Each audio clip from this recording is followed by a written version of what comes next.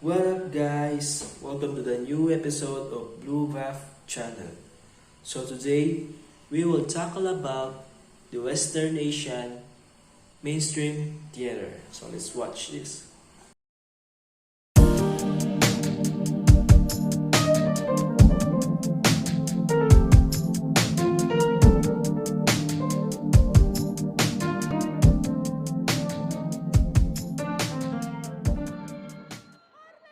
Comedia dell'arte translates to theater of the professional and is known as the first form of professional theater.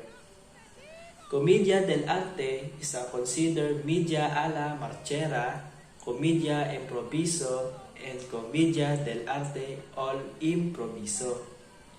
So, commedia dell'arte form of theater characterized by mass types which began in Italy in 16th century and was responsible for the advent of actress Isabella Aldrini, an improvised performance based on a sketch or scenarios. A commedia such as the Tooth Puller is the both scripted and improvised characters, entrance and exit are scripted. A special characteristic of Commedia dell'arte are the lazy, alozo is a joke or something foolish or witty. Other characteristics of Commedia dell'arte.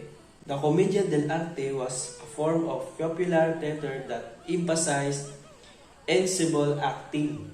Its improvisation were set in a firm framework of mass and stock situation, and its plots were frequently borrowed from the classical literary tradition of the commedia erudita or literary drama.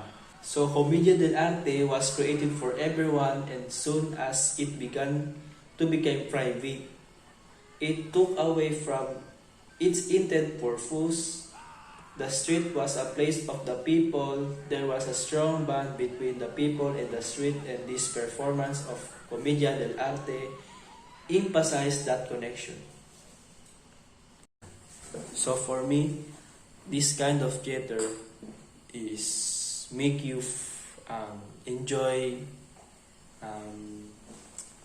fun and entertain to us. So in the costume that they use is like a clown.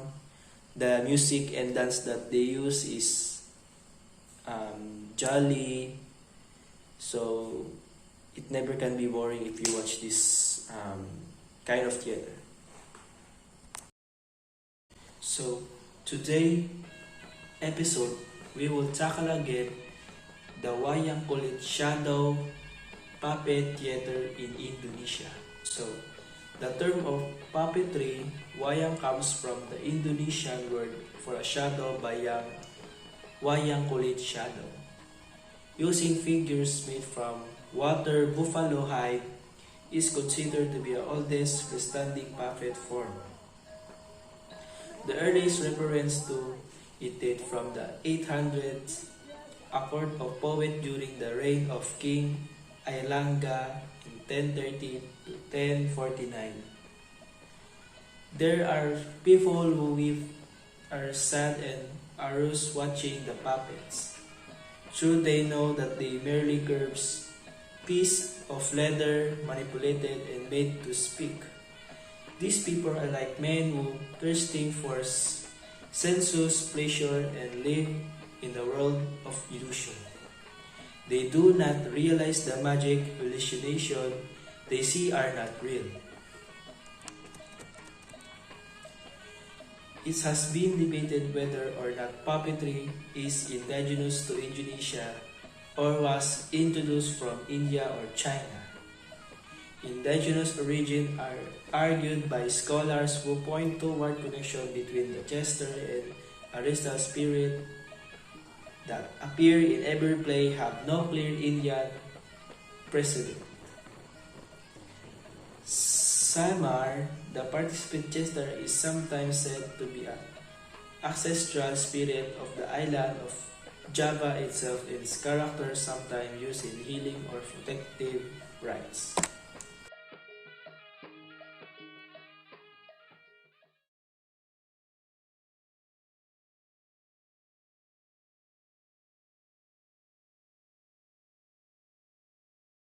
This type of theater, puppet theater, is more interesting because it shows the culture and the religion of their country, Indonesian, not the Indonesian, but also another country like Chinese, because they adapt that kind of culture, the theater.